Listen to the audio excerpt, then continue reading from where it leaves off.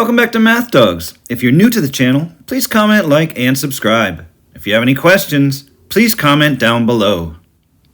Problem number 5 says a fish tank shaped like a rectangular prism measures 24 inches long, 18 inches wide, and 14 inches high.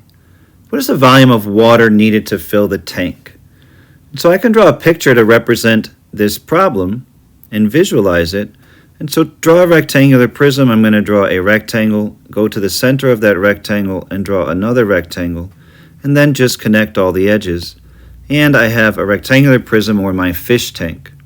I can label that as 24 inches long, it's 18 inches wide, and it's 14 inches high. And I want to find the volume of water needed to fill the tank.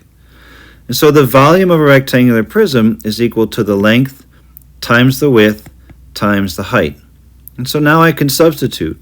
It says the length is 24, it says that the width is 18, and it says that the height is 14. And then all I have to do is punch that into a calculator.